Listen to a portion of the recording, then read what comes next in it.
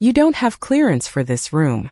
The words echoed across the executive floor with the kind of certainty that only comes from someone convinced they would never be questioned.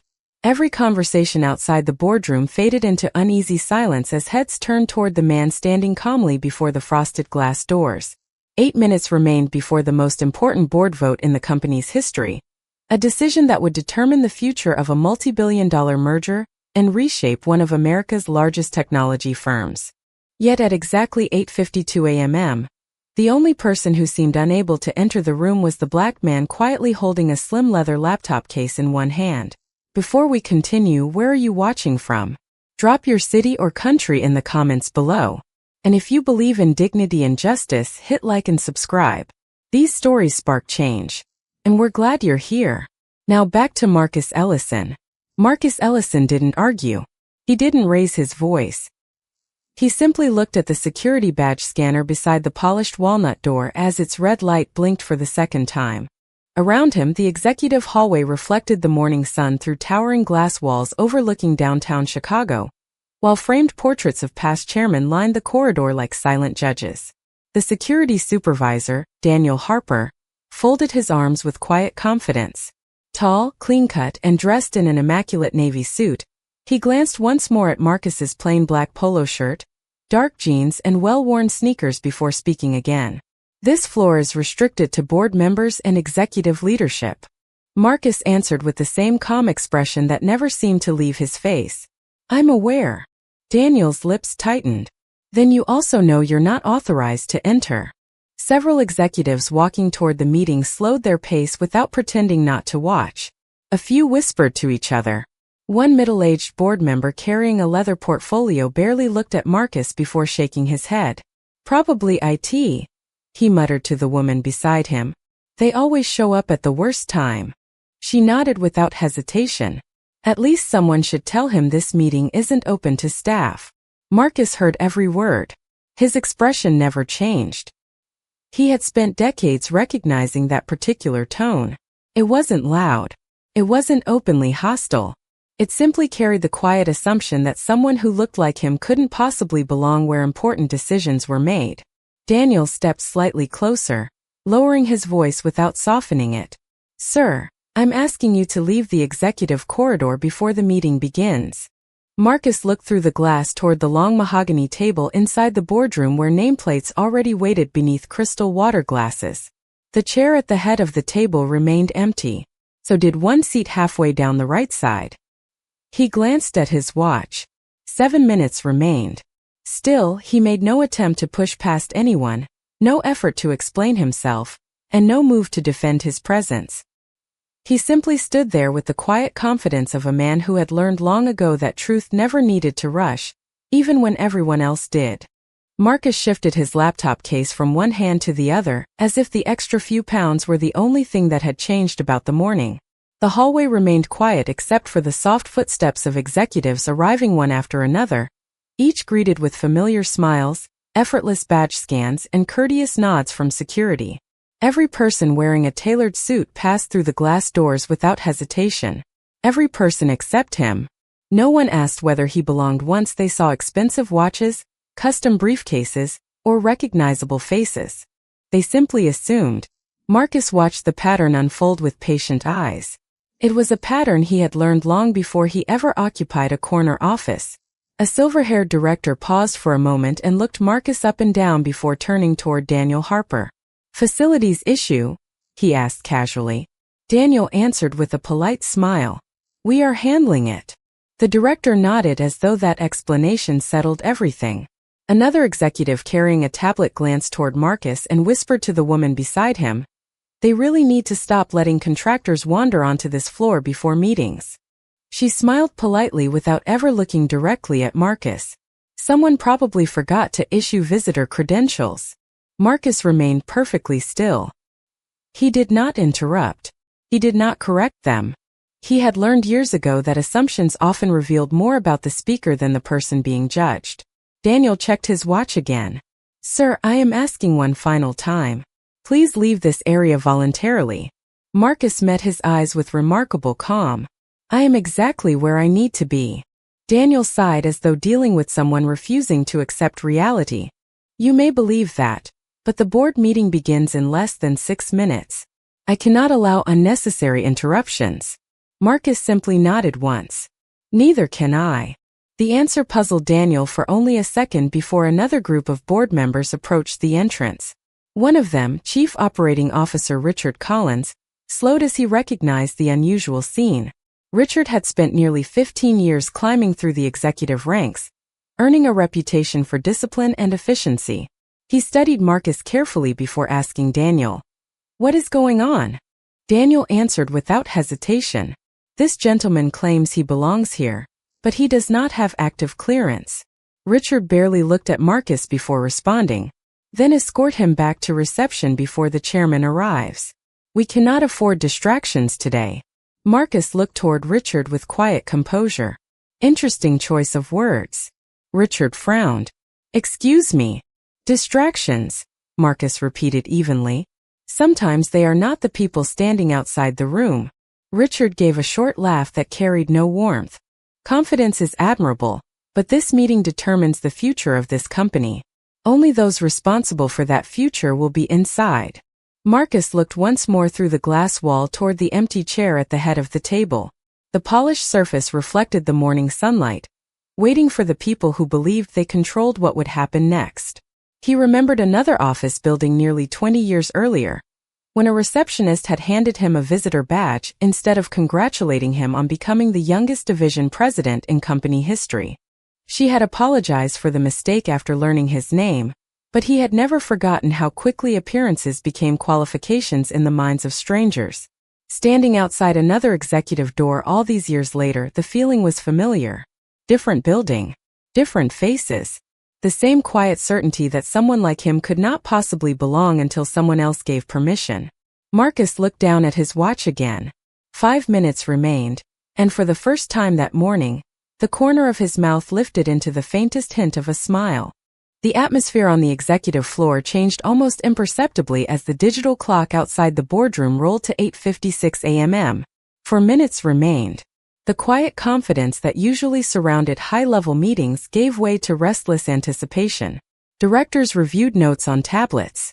Corporate attorneys exchanged last-minute updates in hushed voices. Financial advisors checked market reports one final time before the vote that would dominate business headlines by noon. Yet the conversation nearest the boardroom doors had nothing to do with the merger anymore. Every curious glance drifted back to Marcus Ellison, the calm stranger who refused to leave.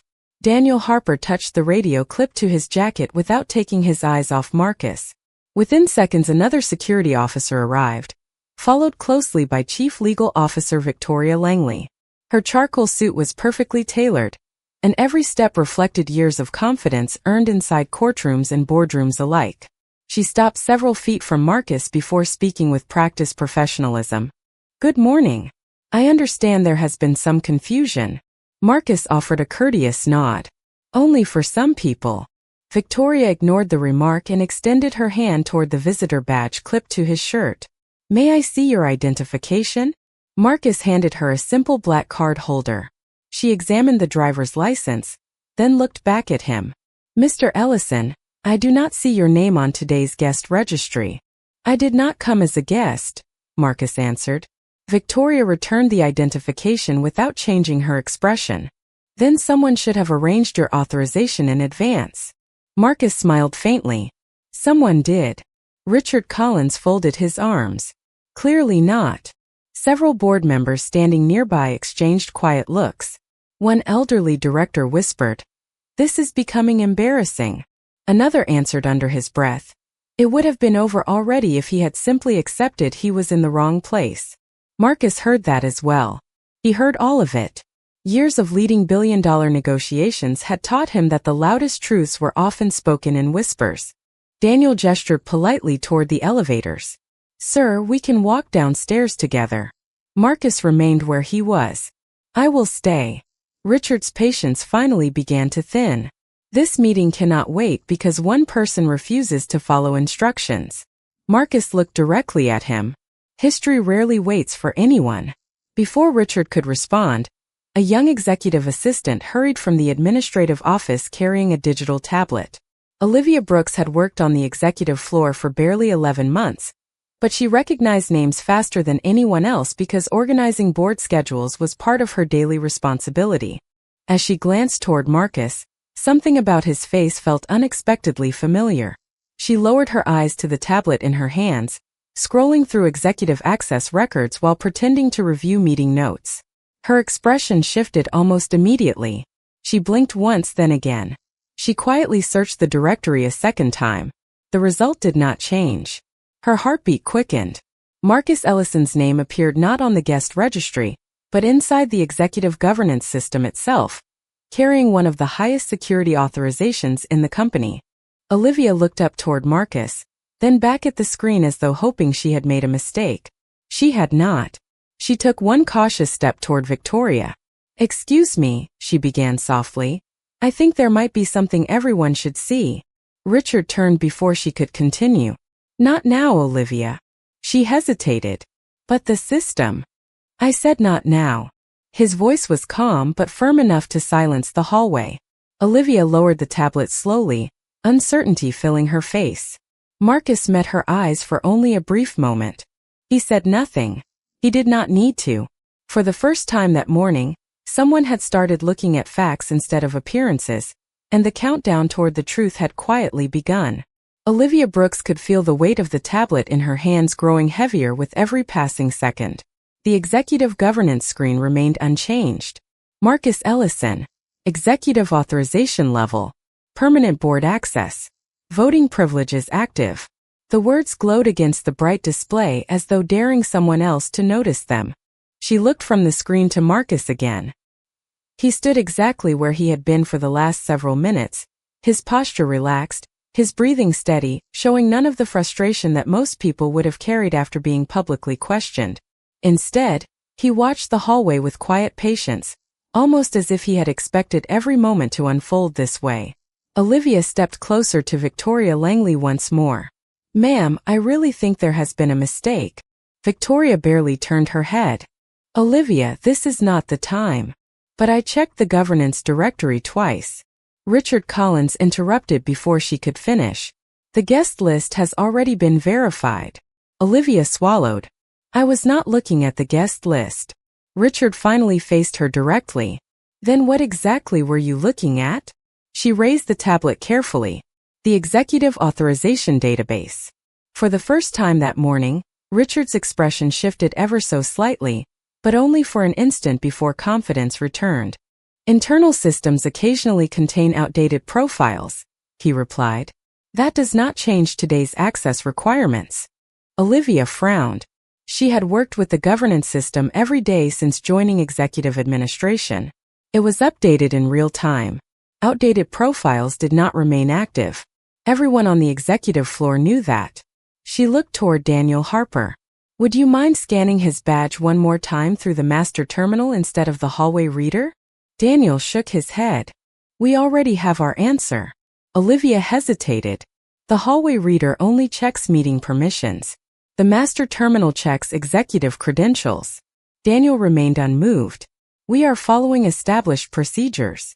Marcus listened without interrupting. The hallway had become strangely divided.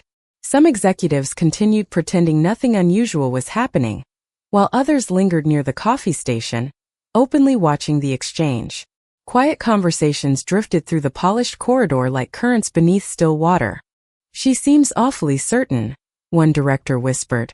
Another answered, "Young employees always trust computers more than experience." A third replied softly, "Sometimes computers are right." Olivia heard that last remark and gathered enough courage to speak again. "I know I am junior staff, but I believe everyone deserves to verify the facts before making assumptions." Richard's voice remained controlled, but noticeably firmer. "You have done your job. Leave this matter to executive leadership." The words landed harder than he intended. Olivia lowered the tablet, but she did not walk away. Something deep inside told her that leaving now would mean becoming part of the silence she had promised herself she would never accept when she accepted this position. Marcus noticed the conflict on her face. It reminded him of another young employee years earlier who had quietly apologized after watching a senior executive refuse to shake his hand before an important acquisition meeting. That employee had whispered, "I knew they were wrong, but I was afraid to speak." Marcus had never forgotten those words because fear often protected systems that fairness could not. Olivia took one slow breath and looked directly at Marcus. He responded with nothing more than the slightest nod, a silent reassurance that courage did not always require loud voices. Sometimes it simply required refusing to look away. The digital clock outside the boardroom quietly changed to 8:58 a.m. 2 minutes remained before the vote that everyone believed would decide the company's future, while almost no one realized the real decision was already being made in the hallway outside the door. The hallway felt smaller as the final 2 minutes before the scheduled vote slipped away. Conversations had nearly stopped. Even the quiet hum of the building's ventilation seemed louder against the growing tension that settled outside the boardroom. Daniel Harper shifted his weight before taking one measured step closer to Marcus Ellison. His voice remained professional, but there was a sharper edge beneath it now. "Sir, I cannot continue delaying this meeting. If you remain here, you are preventing board operations." Marcus answered with the same calm tone that had frustrated everyone around him since the morning began.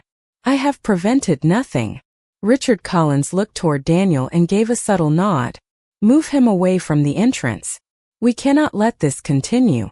Daniel hesitated only briefly before extending an open hand toward the elevator lobby. He did not grab Marcus or force him forward, but the gesture itself carried an unmistakable message. "Please step away from the boardroom doors." Marcus looked at the hand for a brief moment before lifting his eyes toward the polished glass. His reflection stared back at him, composed and unshaken, but somewhere beneath that reflection lived another memory. 21 years earlier, he had walked into the headquarters of a manufacturing company for what should have been the most important interview of his young career. Fresh out of graduate school, carrying a borrowed briefcase and wearing the only tailored suit he could afford, he had reached the executive conference room 10 minutes early. Before he could introduce himself, a senior manager had smiled politely and handed him a visitor badge. "The delivery entrance is around back," the man had said without asking a single question. Marcus remembered trying to explain that he was the candidate scheduled to meet the executive committee. The manager had laughed softly and replied, "Nice try." He had waited nearly 30 minutes before someone from Human Resources finally recognized his name and hurried downstairs with an apology that sounded sincere but arrived far too late. He earned the position anyway. He rose through every promotion anyway. He built divisions, rescued failing companies, and led acquisitions that transformed industries. Yet standing outside another executive door decades later, the feeling returned with startling clarity. Different city, different company, different faces, the same assumption, the same quiet certainty that appearance defined authority. Marcus blinked once and the memory dissolved into the present. Daniel was still standing there, arm extended, waiting for compliance.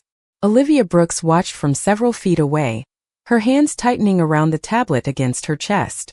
She wanted to speak again, but Richard's earlier warning still echoed in her mind. Around them, board members exchanged increasingly uneasy looks. One director checked his watch for what seemed like the 10th time. Another quietly asked, "Where is the chairman?" No one answered. Marcus slowly reached into his pocket, removed his phone, and looked at the screen for only a second before selecting a single contact. He lifted the phone to his ear without hurry. The hallway remained silent enough that everyone nearby could hear his voice. "Good morning, Evelyn." He paused briefly, listening. "Yes, I am outside." Another pause. His expression never changed. "It is time. Activate Protocol 7. He lowered the phone before anyone else could hear the reply. No explanations followed. No dramatic announcement. He simply placed the phone back into his pocket and resumed waiting with the same quiet confidence that had never left him. Richard frowned. Daniel looked confused. Olivia's eyes widened slightly. Somewhere beyond the closed boardroom doors, hidden systems had already begun moving, even though no one standing in that hallway understood that the real meeting had just started. The second Marcus ended the call, nothing appeared to change. The boardroom doors remained closed. The security badges hanging from polished suit jackets still reflected the morning light. The executives waiting outside continued believing they were in complete control of the next few minutes.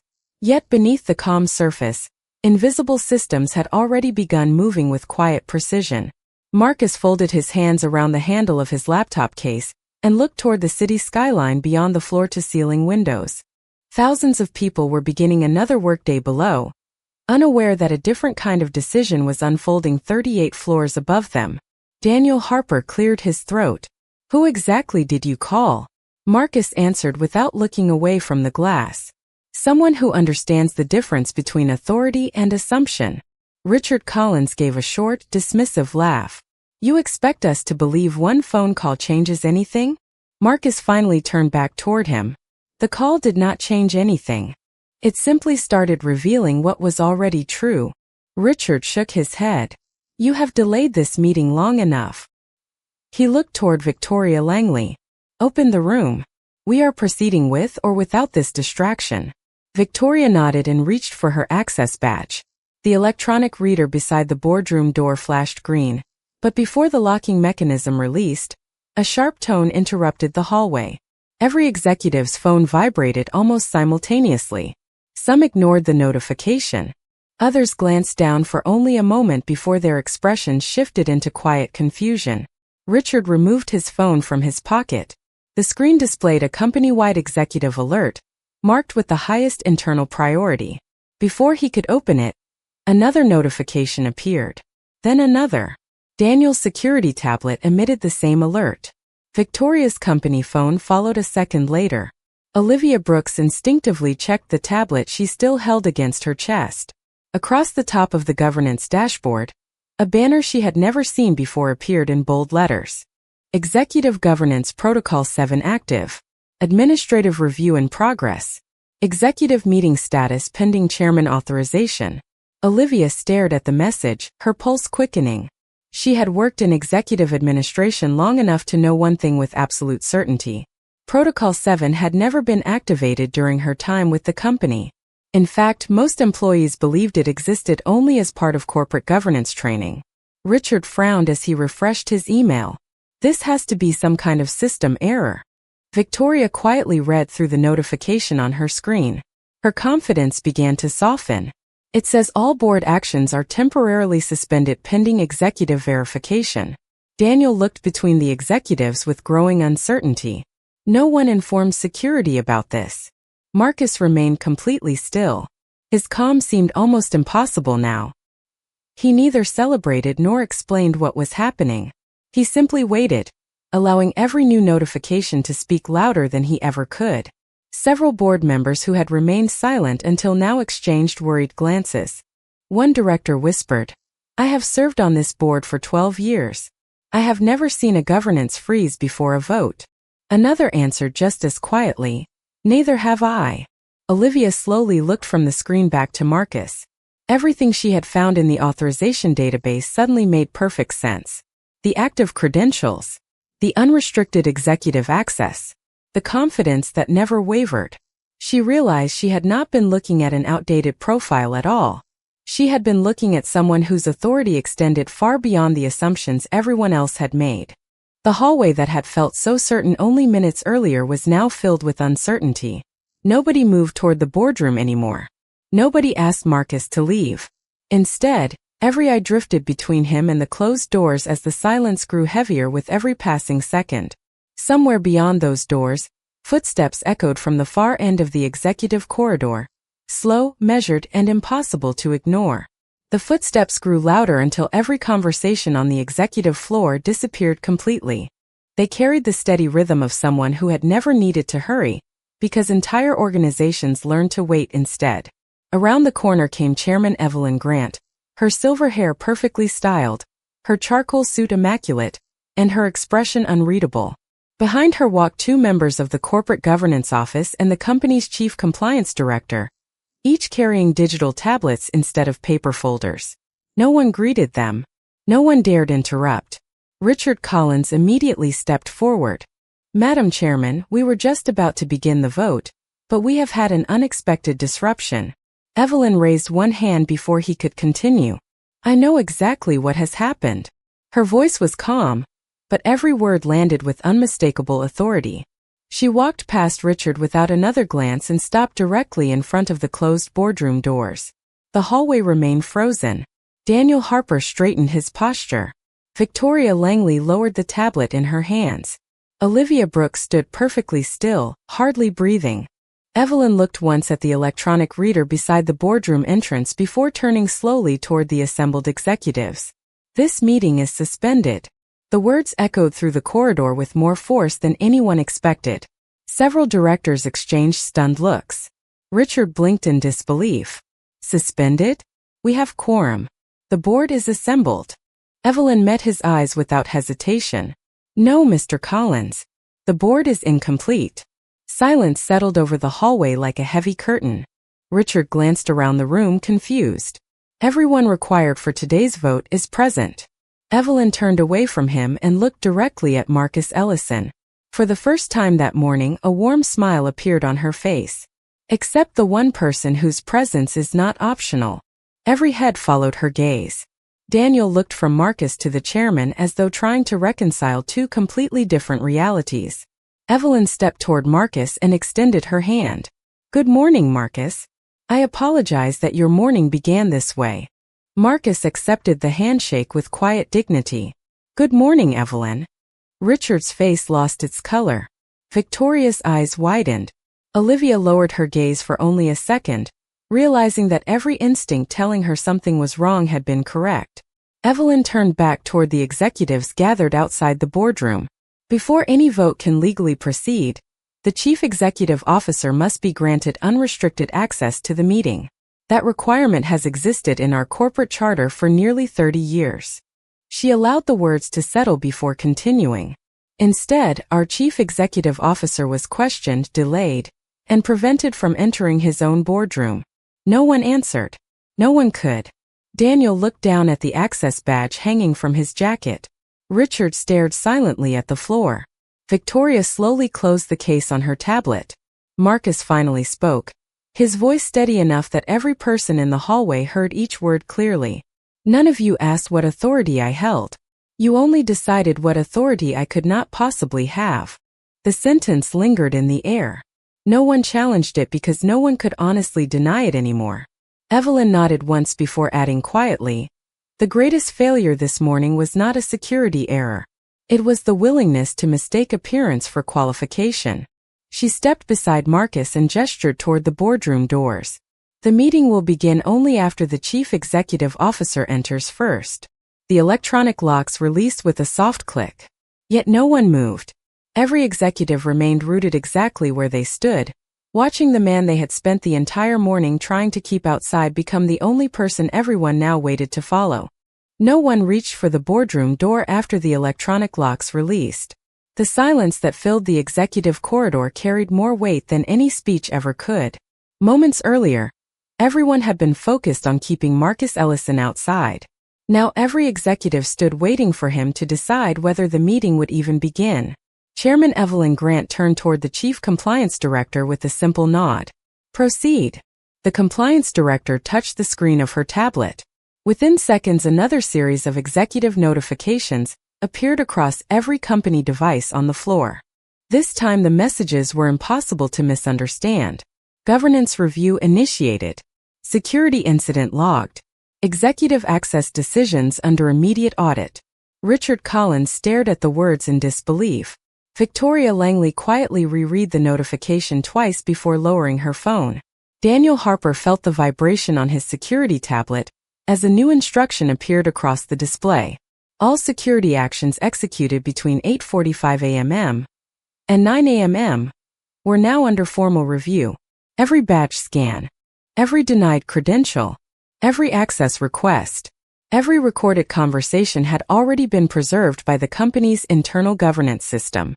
Daniel slowly looked toward the hallway scanner that had flashed red at Marcus only minutes earlier.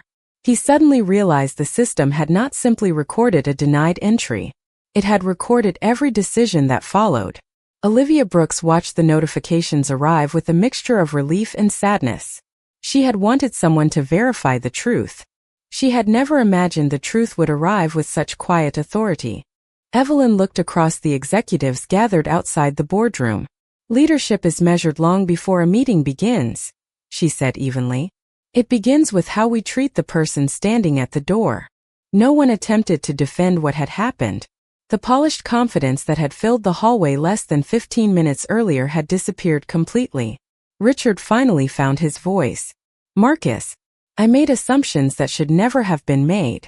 Marcus met his eyes without anger. "Yes, you did." Richard lowered his head. "I should have verified the facts before speaking." Marcus answered calmly. "Verification always comes before judgment. That principle built this company." Victoria stepped forward next. "I relied on appearance instead of process. That is my responsibility." Daniel removed the security tablet from under his arm and held it quietly at his side. "I believed I was protecting the boardroom." Marcus looked at him for a long moment before replying. "Protecting an institution begins by protecting its principles."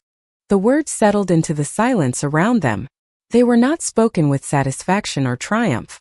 They were spoken with the calm certainty of someone who had spent an entire career proving that dignity never required raising one's voice. The compliance director looked toward Evelyn. "Temporary access restrictions have been applied to all personnel directly involved until the review is completed." No one protested.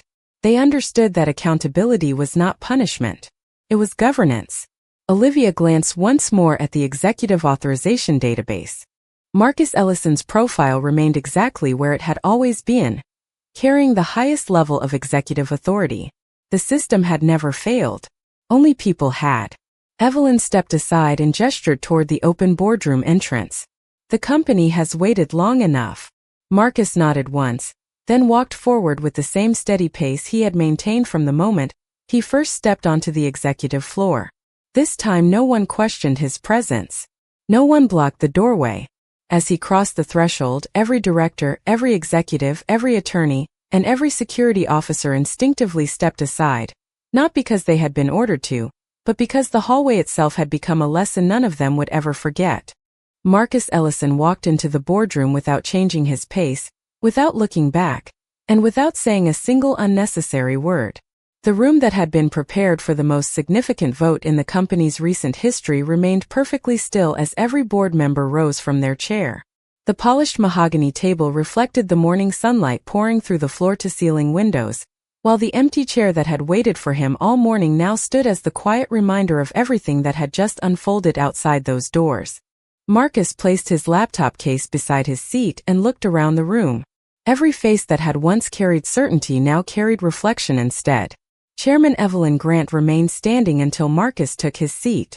Only then did everyone else slowly sit down. She looked across the board before speaking. "Before we discuss mergers, investments, or shareholder value, we must address leadership." No one objected. No one looked away. Evelyn continued. "Policies protect companies. Character protects people. This morning we followed procedures without protecting our principles, and that distinction matters." The room remained silent. Richard Collins folded his hands together. Victoria Langley closed the legal folder she had prepared for the vote. Daniel Harper remained outside the open doorway, quietly observing a lesson that no executive training program could ever teach. Marcus finally looked around the table. His voice was calm, measured, and impossible to ignore. "Many people believe leadership begins when someone sits in the largest office or speaks at the head of the table. They are mistaken. Leadership begins the moment someone decides how to treat another human being who appears to have nothing to offer them." His words settled over the room with remarkable clarity. This morning no one asked about my experience. No one asked about my responsibilities. No one asked why I had come. Instead, several people built complete stories about who I must be based on what I looked like and what I was wearing. That is not due diligence. That is assumption. He paused briefly before continuing. Companies do not lose their reputation because of one dramatic mistake. They lose it one quiet assumption at a time, one ignored voice at a time, one unfair decision at a time. Olivia Brooks, still standing near the administrative entrance, listened carefully. Marcus turned toward her and offered a small, genuine smile. One person chose to verify the facts before accepting the crowd's opinion. Never underestimate the courage required to ask one honest question. Olivia lowered her eyes, humbled by the recognition. Evelyn nodded with quiet approval. Integrity often enters the room through the newest employee before it reaches the most experienced executive. Marcus looked around the table one final time. I will not remember today because I was delayed outside a boardroom. I will remember today because every person here has an opportunity to decide what kind of leaders they become after this moment. Titles can be assigned. Authority can be delegated. Respect must be earned every single day. The room remained completely silent, not because anyone had been instructed to remain quiet, but because there was nothing left to argue.